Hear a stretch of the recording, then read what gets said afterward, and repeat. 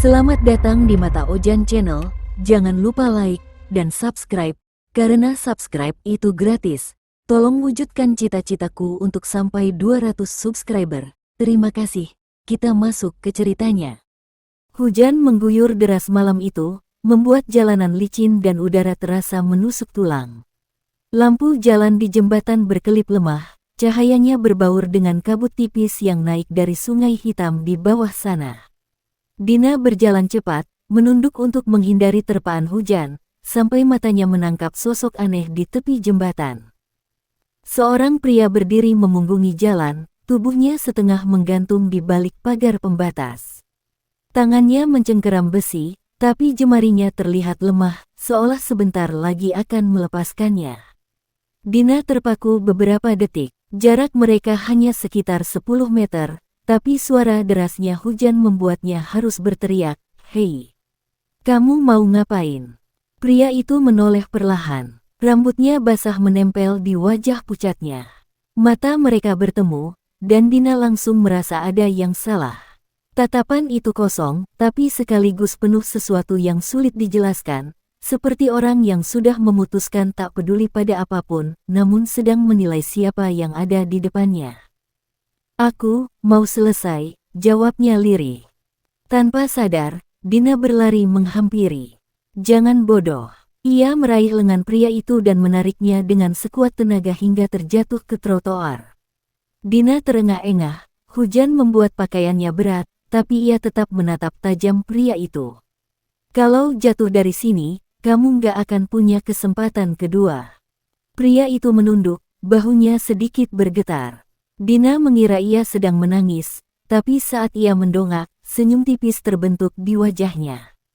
Senyum yang bukan lega, melainkan sesuatu yang membuat tengkuk Dina merinding. "Aku, Bima," katanya pelan, tapi jelas. "Dan kamu, malaikatku. Mulai malam ini, aku gak akan ninggalin kamu sendirian lagi." Dina terdiam, jantungnya berdebar, tapi bukan karena rasa kasihan, melainkan perasaan aneh yang membuatnya ingin segera pergi dari tempat itu. Ia tidak tahu, malam ini adalah awal dari sesuatu yang jauh lebih berbahaya daripada pria yang hampir bunuh diri. Dina mengira kejadian di jembatan itu akan selesai begitu saja. Setelah menepikan Bima ke pos ronda terdekat dan menyerahkannya pada 2 petugas jaga, ia langsung pulang. Tidak ada tukar nomor telepon, tidak ada janji bertemu lagi. Ia berharap Bima akan melanjutkan hidupnya jauh dari dirinya. Tapi esok pagi, saat Dina keluar dari pintu apartemennya untuk berangkat kerja, ia mendapati sebuah kertas plastik bening tergantung di gagang pintu. Di dalamnya ada secarik catatan basah yang tulisannya mulai luntur, tapi masih terbaca, "Malaikat, terima kasih. Aku tidur nyenyak tadi malam untuk pertama kalinya." Dina merasa aneh. Ia yakin tidak pernah memberitahu Bima di mana ia tinggal. Hari-hari berikutnya, keanehan itu terus berlanjut.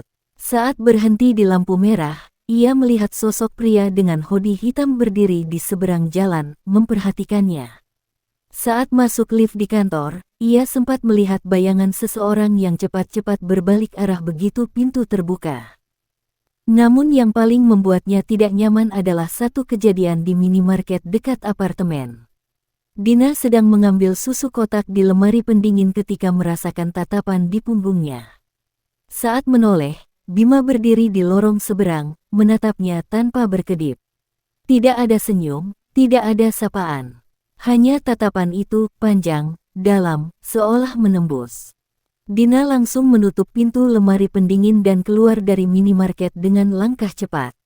Tapi sebelum keluar, ia sempat melihat pantulan kaca pintu. Bima melangkah pelan ke arah rak tempat ia tadi berdiri, menyentuh pegangan pintu kulkas yang sama seperti yang Dina pegang beberapa detik sebelumnya, lalu menutup matanya, seperti menghirup sesuatu.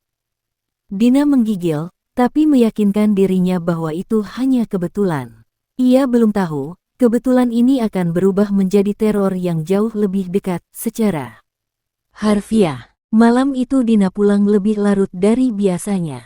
Jam sudah menunjukkan hampir tengah malam, dan area sekitar apartemen terasa sepi. Lampu taman menyala redup, memantulkan cahaya kuning pucat di genangan air hujan sore tadi. Dina berjalan cepat dari halte bus menuju gerbang apartemen. Begitu melewati pagar, ia merasakan sensasi yang sama seperti beberapa hari terakhir, ada yang mengawasinya. Bulu kuduknya berdiri. Ia menoleh sekilas, tidak ada siapa-siapa di trotoar. Namun, saat ia hampir sampai di pintu masuk lobi, matanya menangkap gerakan samar di sudut pagar, di antara pepohonan. Sosok dengan hoodie hitam berdiri diam, setengah bersembunyi di balik batang pohon, menghadap ke arahnya. Jaraknya terlalu jauh untuk memastikan, tapi bentuk tubuh dan cara berdirinya terasa familiar. Dina memalingkan muka, mencoba bersikap normal. Ia masuk ke lobi, tapi sebelum pintu otomatis menutup, ia menoleh lagi. Sosok itu sudah hilang. Keesokan paginya, saat Dina keluar menuju lift, ia melewati halaman kecil di depan pintu masuk apartemen. Ada bekas jejak sepatu di tanah becek, jejak besar, kemungkinan milik pria. Yang membuatnya merinding, jejak itu berakhir tepat di bawah jendela dapurnya di lantai dasar, lalu menghilang, seolah orang itu berdiri lama di sana. Di dekat jejak itu, Dina melihat puntung rokok yang masih baru, separuh terbakar. Ia tidak merokok, dan ia tahu semua tetangga di lantai bawah tidak ada yang punya kebiasaan itu. Saat ia berangkat kerja, pikirannya tak lepas dari satu hal, apakah semalam sosok itu berdiri di bawah jendelanya, mengawasi saat ia tidur. Hujan gerimis turun lagi malam itu. Dina baru saja mematikan lampu ruang tamu dan berbaring di tempat tidur ketika suara samar membuatnya membuka mata. Klik. Seperti suara logam yang diputar pelan dari arah pintu depan. Awalnya ia mencoba mengabaikannya, mengira itu hanya tetangga yang baru pulang. Tapi suara itu terdengar lagi, lebih jelas, seperti kunci yang digeser di dalam lubang pintu. Dina menahan napas, berusaha tidak membuat suara sekecil apapun. Dengan langkah pelan, ia meraih ponselnya dan mendekati pintu. Dari celah lubang intip, ia hanya melihat lorong kosong. Namun, lampu lorong berkedip-kedip, seperti baru saja ada orang lewat dan memicu sensor gerak. Dina mundur perlahan, tapi tiba-tiba gagang pintu bergerak sedikit, berputar seperempat putaran. Ia langsung menahan napas lebih keras, jantungnya berdegup di telinga. Lalu, hening. Tidak ada suara langkah menjauh, tidak ada pintu tetangga yang terbuka. Seolah orang itu masih berdiri di sana, tepat di balik pintu. Butuh hampir 5 menit sebelum Dina berani mengintip lagi. Lorong itu kini benar-benar kosong. Tapi saat ia kembali ke kamar, ada sesuatu di bawah pintu, secarik kertas, basah oleh air hujan, dengan tulisan singkat. Tidur yang nyenyak, malaikat. Hari itu Dina sengaja lembur di kantor, berharap pulang lebih larut akan membuat pikirannya tenang, mungkin siapapun yang mengganggunya akan bosan. Jam menunjukkan pukul 0.17 ketika ia masuk ke lift apartemen dari lobi. Lift naik perlahan, setiap bunyi ting di tiap lantai membuatnya semakin tidak sabar. Begitu pintu lift terbuka di lantai 7, Dina langsung membeku. Bima berdiri di ujung lorong, tepat di depan pintu apartemennya. Hoodie hitam menutupi sebagian wajahnya, tapi Dina bisa melihat senyum samar itu, senyum yang sama seperti malam di jembatan. Tangannya menggenggam sesuatu, mungkin kunci, atau sesuatu yang lain. Dina, ucapnya pelan, suaranya bergema di lorong sepi itu. Aku cuma mau memastikan kamu aman. Dina tanpa pikir panjang menekan tombol close berkali-kali, membuat pintu lift menutup cepat. Ia menurunkan lift ke lantai 3, keluar, lalu naik tangga darurat ke lantai 7 lewat sisi lain. Sepanjang perjalanan, ia merasa seolah ada langkah kaki pelan mengikuti dari kejauhan. Saat akhirnya sampai di depan pintu apartemen, lorong itu kosong. Tidak ada Bima. Tapi ketika Dina membuka pintu, ia melihat sesuatu di lantai depan unitnya, setangkai bunga mawar basah oleh hujan, dan di bawahnya, sebuah foto dirinya yang diambil dari jarak jauh saat ia sedang berjalan sendirian. Dina memutuskan untuk mengabaikan kejadian semalam. Ia mencoba meyakinkan dirinya bahwa itu hanya kebetulan, atau mungkin imajinasinya yang berlebihan. Tapi rasa tidak nyaman itu semakin sulit diabaikan ketika suatu sore ia pulang dan mendapati kunci apartemennya hilang dari gantungan. Ia yakin betul menaruhnya di meja makan pagi tadi sebelum berangkat kerja. Semua laci ia periksa, tasnya ia bongkar, tetap tidak ada. Terpaksa, ia memanggil satpam untuk membukakan pintu unitnya.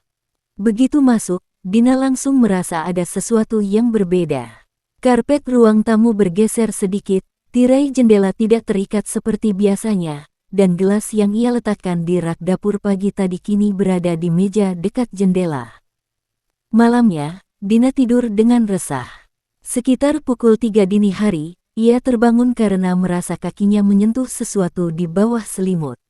Saat ia menendang pelan, terdengar celing suara logam kecil. Dengan tangan gemetar, ia menyalakan lampu tidur. Di bawah selimutnya, tepat di dekat kakinya, tergeletak kunci apartemennya yang hilang. Tidak ada tanda pintu dibuka paksa, tapi Dina tahu satu hal, seseorang telah berada di kamarnya saat ia tidur dan mengembalikan kunci itu tepat di sisinya. Dina tinggal di lantai 7, dan unit di sebelahnya sudah kosong berbulan-bulan. Pemiliknya pindah ke luar kota, meninggalkan balkon yang selalu tertutup tirai debu. Malam itu, Dina sedang menjemur pakaian di balkon sambil menelepon sahabatnya. Udara dingin membuatnya menggigil, tapi ia tiba-tiba merasakan sensasi aneh, seperti ada tatapan yang menusuk dari samping. Ia menoleh ke balkon unit sebelah. Tirai yang biasanya tertutup rapat kini terbuka sedikit, menciptakan celah gelap yang seolah menyembunyikan sesuatu. Dina menatap lebih lama, dan di sela tirai itu, ia melihat sesuatu yang membuatnya terhenti bicara di telepon. Bayangan, berdiri diam, setinggi manusia, hanya setengah tubuh yang terlihat. Tidak bergerak, tidak bersuara. Tapi ia tahu, bayangan itu menghadap langsung ke arahnya. Dina. Halo, kok diem? Suara sahabatnya memanggil dari ponsel. Dina buru-buru memalingkan pandangan, pura-pura sibuk melipat pakaian. Saat ia memberanikan diri menoleh lagi, tirai itu sudah menutup rapat. Namun, sebelum masuk ke dalam, ia sempat melihat sesuatu di lantai balkon sebelah, puntung rokok yang masih berasap tipis, tertiup angin malam. Malam itu Dina berusaha tidur lebih cepat. Semua pintu dan jendela ia periksa 2 kali, bahkan ia menaruh kursi menahan pintu depan dari dalam. Ia berpikir, setidaknya malam ini ia bisa tidur nyenyak. Sekitar pukul 3 pagi, Dina terbangun. Bukan karena suara keras, tapi karena sensasi aneh, seperti ada seseorang berdiri di dekat ranjangnya. Matanya masih setengah terpejam ketika ia mendengar bisikan di telinga kanannya. Kalau bukan karena kamu, aku sudah mati. Napasnya langsung terhenti. Matanya terbuka lebar, dan ia menoleh cepat. Tidak ada siapa-siapa. Kamar itu gelap, hanya cahaya samar dari lampu jalan yang menembus tirai. Jantungnya berdegup kencang. Dina meraba-raba meja samping tempat tidur untuk mencari ponselnya, namun jari-jarinya justru menyentuh sesuatu yang dingin dan basah. Saat cahaya layar ponsel menyorotinya, ia melihat setangkai bunga mawar, masih meneteskan air hujan, tergeletak di samping kepalanya di bantal. Dina tahu ia tidak pernah meninggalkan bunga itu di sana. Pagi itu Dina bangun dengan kepala berat. Malam sebelumnya terlalu mencekam, membuatnya hanya tidur sebentar. Begitu keluar kamar, langkahnya terhenti. Pintu apartemen terbuka lebar. Dina ingat betul, semalam ia mengunci pintu rapat dan menahan dengan kursi. Kini kursi itu tergeser beberapa meter, dan lantai dekat pintu dipenuhi bekas lumpur kaki. Jejak itu mengarah ke dapur, lalu berhenti tiba-tiba, seolah orang itu menghilang begitu saja. Dengan perasaan takut bercampur jijik, Dina memeriksa seluruh ruangan. Tidak ada tanda-tanda pencurian. Barang-barang berharga masih ada, tapi posisi beberapa benda terasa berbeda. Gelas minum di meja makan bergeser sedikit, dan tirai jendela terbuka setengah, memberi celah untuk melihat keluar. Saat ia hendak menutup pintu, pandangannya tertuju ke bagian bawah, ada goresan baru di pintu, bekas logam seperti digesek dengan alat.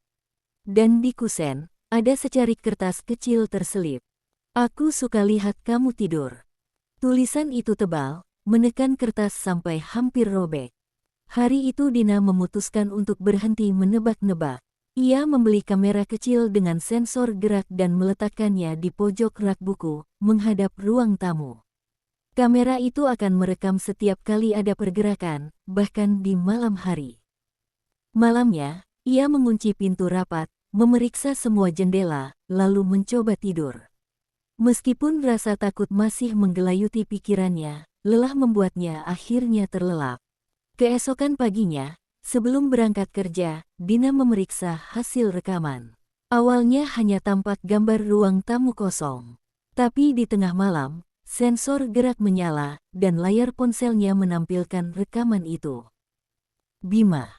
Ia masuk pelan-pelan, seperti sudah tahu letak kamera, namun tidak peduli terlihat. Tubuhnya bergerak pelan, hampir tanpa suara, lalu ia duduk di sofa. Tidak melakukan apa-apa, hanya menatap lurus ke arah pintu kamar Dina selama hampir 2 jam. Sesekali ia memiringkan kepala, seolah mendengar sesuatu dari dalam kamar. Lalu, tanpa peringatan, ia berdiri dan berjalan ke arah pintu kamar. Kamera tidak bisa merekam apa yang terjadi selanjutnya karena sudutnya terbatas, tapi beberapa menit kemudian ia keluar lagi, sambil membawa sesuatu di tangannya, boneka kecil yang biasanya Dina letakkan di meja samping tempat tidur. Bima menaruh boneka itu di sofa, menatapnya lama, lalu tersenyum tipis ke arah kamera, sebelum meninggalkan apartemen seperti tidak pernah terjadi apa-apa. Sejak melihat rekaman itu, Dina tidak pernah benar-benar bisa tidur. Setiap suara kecil membuatnya terlonjak. Ia mulai membawa semprotan merica kemana-mana, bahkan saat mandi ia menaruhnya di tepi wastafel. 3 hari kemudian, telepon genggamnya berdering pukul 2 dini hari. Nomor tak dikenal. Dina menatap layar, jantungnya berdebar cepat.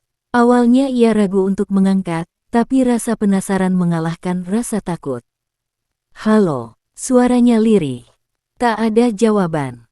Yang terdengar hanya suara napas panjang, berat, seperti seseorang yang berada sangat dekat dengan ponsel. Dina menelan ludah. "Siapa ini?" tanyanya dengan nada bergetar. Napas itu terdengar makin cepat. Lalu suara laki-laki itu terdengar pelan, hampir berbisik, tapi jelas. "Aku tahu kamu belum tidur." Dina spontan memutus sambungan dan melempar ponselnya ke kasur. Tangannya gemetar hebat. Keringat dingin membasahi pelipisnya. Ia berusaha meyakinkan diri bahwa itu mungkin hanya perang, tapi di dalam hatinya ia tahu itu suara Bima. Sepanjang malam ia tak memejamkan mata, menatap pintu kamar yang tertutup rapat sambil berharap pagi segera datang. Namun tepat pukul 4, ponselnya bergetar lagi. Nomor yang sama. Kali ini Dina tidak berani mengangkat, tapi setelah deringan berhenti, ada pesan masuk. Hanya satu kalimat, "Pintumu tadi tidak terkunci."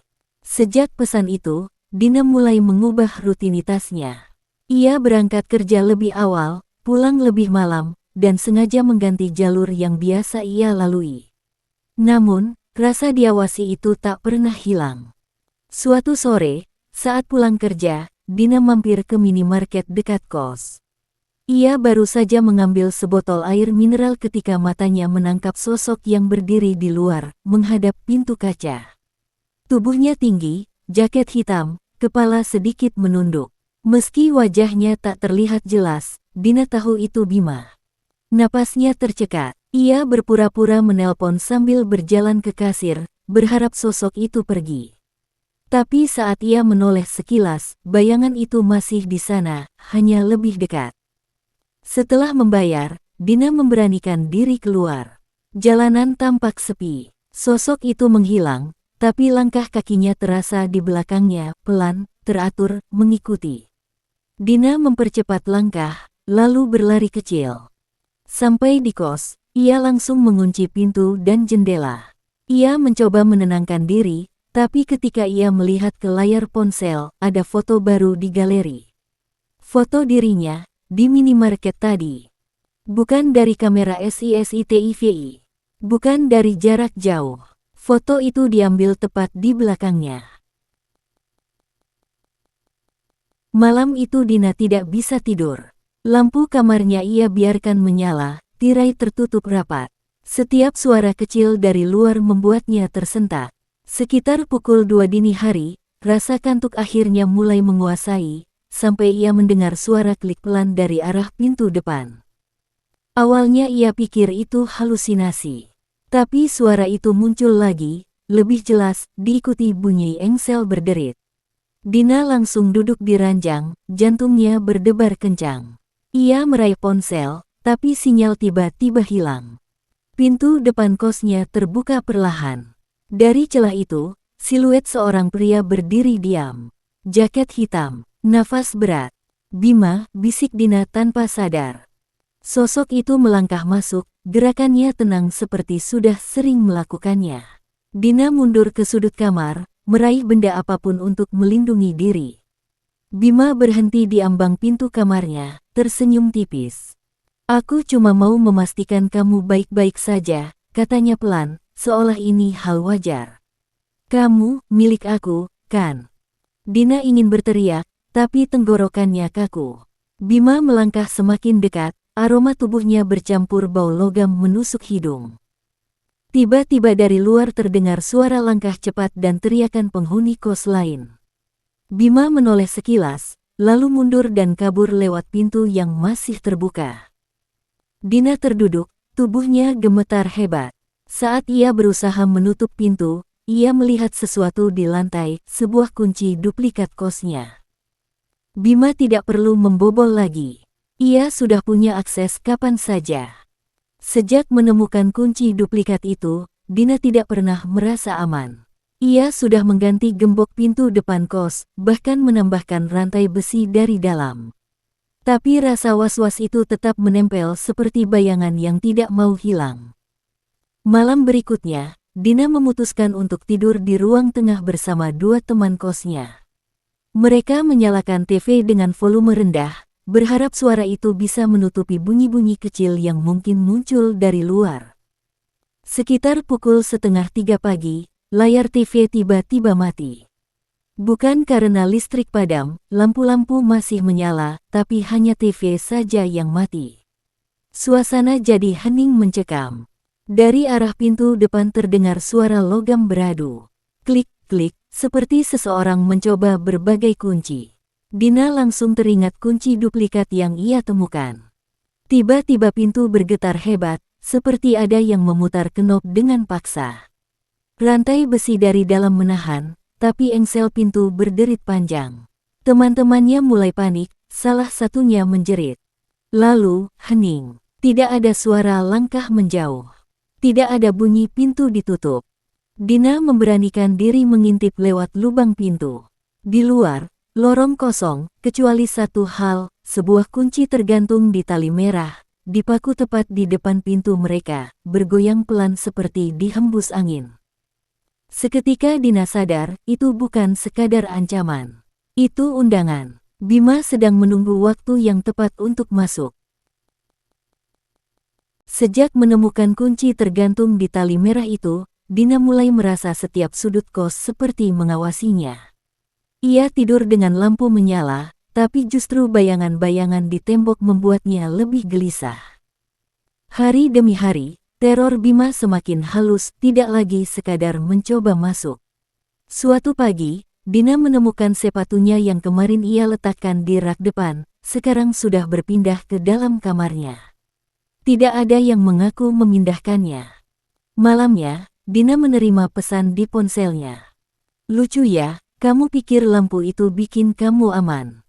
Padahal, ia sudah memblokir semua nomor Bima. Nomor ini jelas baru." Dina mulai merasa terjebak dalam permainan psikologis yang ia tidak bisa menangkan. Teman-teman kosnya yang awalnya ikut berjaga, satu persatu memutuskan pindah karena tidak tahan. Kos itu semakin sepi, dan justru membuat Bima punya ruang gerak lebih luas. Suatu malam, Dina mendengar bunyi kecil dari arah kamar mandi. Saat ia berjalan perlahan ke sana, ia menemukan cermin di dinding penuh dengan tulisan kabur yang sepertinya dibuat dengan jari basah. "Kita akan tinggal di sini berdua." Dina berlari ke pintu depan, tapi rantai besi sudah terpotong. Hujan deras mengguyur, membuat suasana di kos Dina semakin muram. Angin meniup tirai tipis di jendela, dan setiap suara gemerisik terdengar seperti langkah kaki. Dina duduk di sudut kamarnya, memegang ponsel dengan tangan bergetar. Ia sudah menghubungi polisi berkali-kali, tapi jawabannya selalu sama, "Kumpulkan bukti, kami akan bertindak." Sekitar pukul 2 dini hari, listrik tiba-tiba padam. Dina tahu, ini bukan kebetulan. Ia meraih senter kecil, tapi lampu cahaya itu justru memperlihatkan sesuatu yang membuat darahnya membeku. Bayangan seorang pria tinggi berdiri di lorong, tepat di depan pintu kamarnya. "Dina," suara itu melengking rendah, menyeret setiap huruf. "Sudah waktunya kita pergi dari sini." Pintu kamarnya bergetar hebat. Brak, brak, engselnya nyaris lepas. Dina menahan napas, matanya mencari sesuatu untuk membela diri. Ia mengambil besi gagang pelmop, sementara langkah-langkah berat semakin dekat. Pintu akhirnya jebol, dan Bima muncul, matanya merah seperti binatang liar. Ia melangkah masuk, membanting pintu di belakangnya. Dina menjerit, mengayunkan besi, tapi Bima menepisnya dan meraih tangannya.